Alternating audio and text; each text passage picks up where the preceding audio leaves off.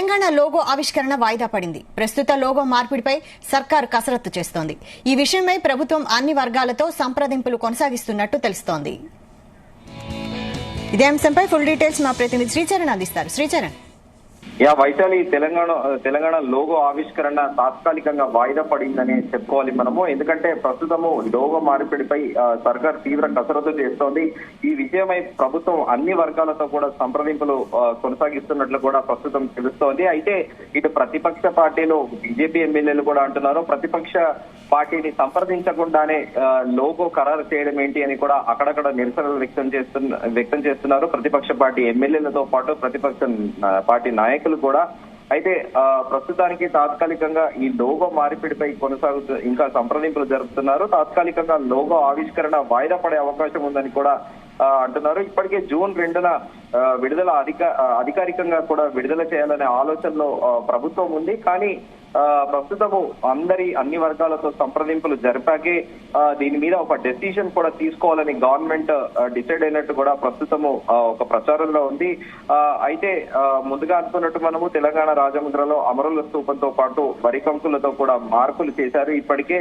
అయితే మార్పును ప్రతిపక్షాలు తీవ్రంగా వ్యతిరేకిస్తున్నాయి. ఉద్యమకారులు కూడా చాలా తారాస్థాయికి వెళ్లి కూడా అపోజ్ చేస్తున్నారు. ఇది ఇప్పుడు మార్చవలసిన అవసరం ఏంటి అని కూడా వాళ్ళు తీవ్ర స్థాయిలో కూడా మండిపడుతున్నారు. కానీ వాస్తవికంగా చూసుకుంటే గవర్నమెంట్ కూడా ఫస్ట్ ప్రతిపక్ష ఎమ్మెల్యేలతో పాటు అన్ని పార్టీలతో కన్సర్న్ అయినాకనే ఒక డెసిషన్ తీసుకుంటే బాగుండేది అని కూడా రాజకీయ విశ్లేషకులు అంటున్నారు.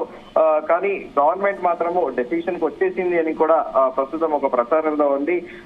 అయితే తెలంగాణ ఉద్యమకారుడు, కార్మిక నేత ప్రభాకర్ కూడా డిమాండ్ చేశారు. తెలంగాణ రాజముద్రలో కాకతీయ కళాతోరణము, చార్మినార్లను తొలగించవద్దు అని కూడా ఆయన డిమాండ్ చేశారు. తెలంగాణ ప్రభుత్వం రాజముద్ర నుంచి కాకతీయుల కళాతోరణము, చార్మినార్లను తీసివేసేయాలనే ప్రభుత్వ నిర్ణయం సరికాదు అని ఆ రెండు చిహ్నాలు అందులో ఉంచాలని కూడా సదరు తెలంగాణ ఉద్యమకారుడు షాద్నగర్ కార్మిక నేత పినపాక ప్రభాకర్ డిమాండ్ చేశారు. గొప్ప చరిత్ర ఉన్న చిహ్నం కళాతోరణం అని, ఒకప్పుడు వరంగల్ ప్రాంతాన్ని పాలించిన కాకతీయులు ఈ ప్రాంతం సర్వతోముఖి అన్నట్టు కూడా అభివృద్ధితో విరాజిల్లిన ఈ రాజ్యాన్ని, ఆ గుర్తుని ఇప్పుడు ఎందుకు తెరిపిస్తున్నారు, మీరు ఎందుకు తీసేస్తున్నారు అని కూడా ఆయన ప్రశ్నించారు. ప్రజా సంక్షేమమే పరమాధిగా పాలన సాగించిన కాకతీయులకు గుర్తింపుగా కళాతోరణం నిలిచిందని, కాకతీయుల పాలన వైభవాన్ని చాటి చెప్పే చిహ్నం కూడా అన్నారు.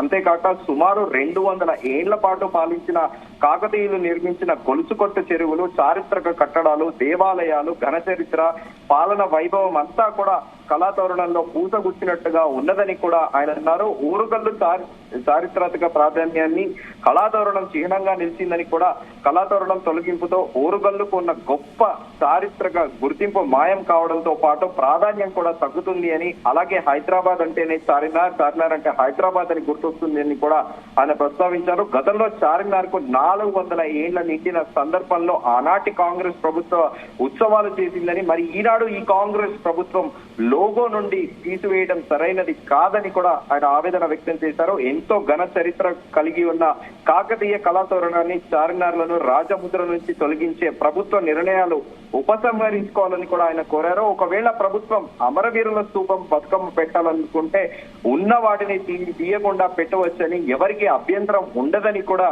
ఆయన అన్నారు. అయితే ప్రభుత్వం నిర్ణయాలు ఎప్పుడు కూడా ప్రజల ఆమోదీయంగా ఉండాలి తప్ప ప్రజా వ్యతిరేకంగా ఉండకూడదు అని కూడా ఆయన అన్నారు. సో ప్రస్తుతము గవర్నమెంట్ అయితే తాత్కాలికంగా దీన్ని వాయిదా వేసుకునే ఆలోచనలో కూడా ఉంది. ఇప్పటికే సచివాలయంలో ముఖ్యమంత్రి రేవంత్ రెడ్డి కూడా పలు రాజకీయ పార్టీల నేతలతో కూడా సమావేశం కానున్నారు.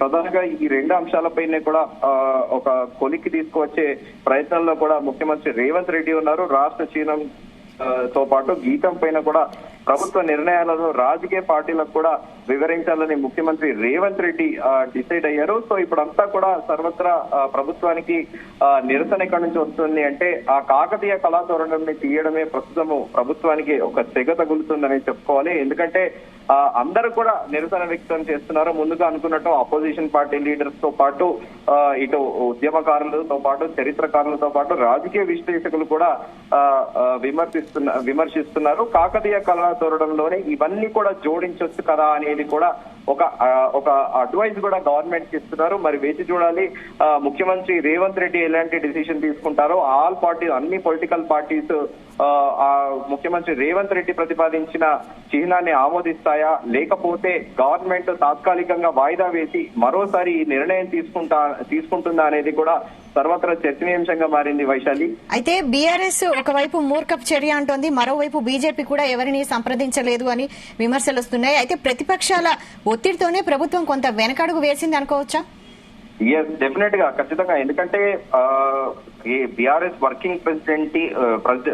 వర్కింగ్ ప్రెసిడెంట్ కేటీఆర్ కూడా రోజు కూడా సంచలనాత్మకంగా గవర్నమెంట్ పైన కామెంట్స్ చేస్తున్నారు. అలాగే బీజేపీ ఎమ్మెల్యేలు కూడా ప్రతిపక్ష పార్టీలని సంప్రదించకుండా ఇలా నిర్ణయం తీసుకోవడం అది సరికాదని కూడా ఆయన వ్యాఖ్యానించారు. అయితే కేటీఆర్ ఈ రోజు చార్మినార్ సందర్శించి కూడా ఆయన కొన్ని ఇంట్రెస్టింగ్ కామెంట్స్ కూడా చేశారు. గత 10 ఏళ్లలో ప్రభుత్వం నుంచి మంచి జరిగితే దాని గురించి ప్రజలకు చెప్పాలి, కానీ కొత్తగా వచ్చిన కాంగ్రెస్ ప్రభుత్వం రేవంత్ రెడ్డి నాయకత్వంలో మొండిగా వ్యవహరిస్తోంది. గత 10 ఏళ్లలో జరిగిన మంచిని అభివృద్ధిని పట్టించుకోకుండా ఒక రాజకీయ దుష్ట కక్షతో వ్యవహరిస్తుంది అని కూడా ఆయన సంచలన వ్యాఖ్యలు చేశారు. 10 ఏళ్లుగా ఎన్నో త్యాగాలు పోరాటాలతో సాధించుకున్న తెలంగాణలో దశాబ్ది ఉత్సవాల పండుగ వాతావరణంలో జరగాలి. 10 ఏళ్లలో జరిగిన అభివృద్ధిని గుర్తించకుండా మొండి వైఖరితో కాంగ్రెస్ వ్యవహరిస్తుంది. కేసీఆర్ కి పేరు రావద్దని, కేసీఆర్ పేరు వినబడవద్దనే ఉద్దేశంతోనే రేవంత్ రెడ్డి ప్రభుత్వం మూర్ఖపు నిర్ణయాలు తీసుకుంటోంది అని కూడా ఆయన ఫైర్ అయ్యారు. తెలంగాణ అనగానే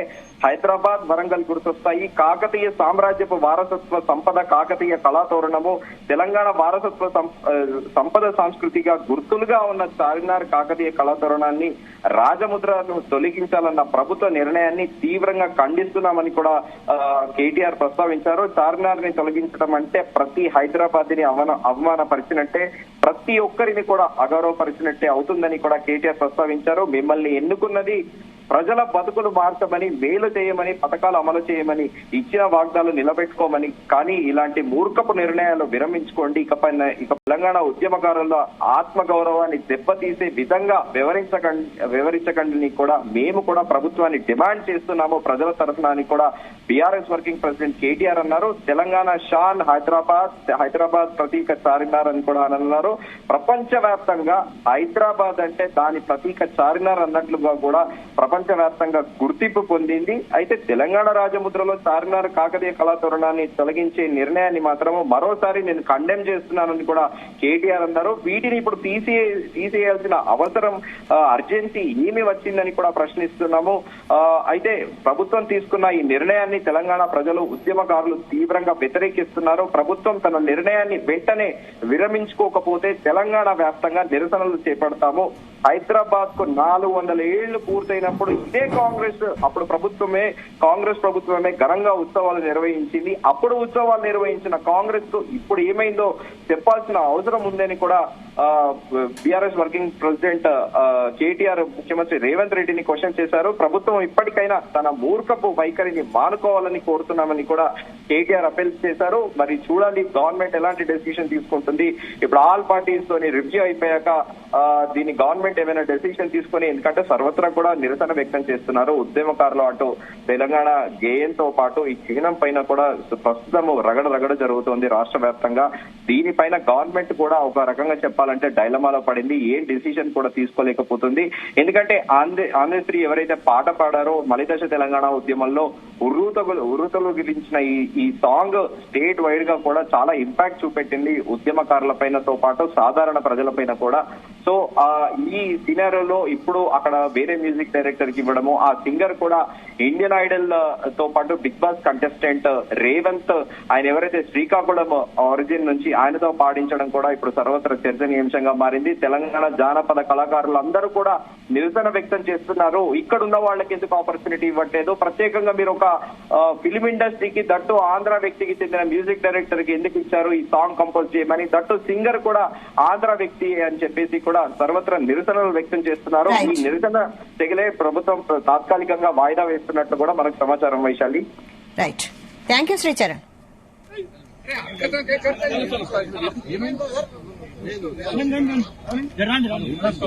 చంద్రశేఖర్ గారు టూరిజం సార్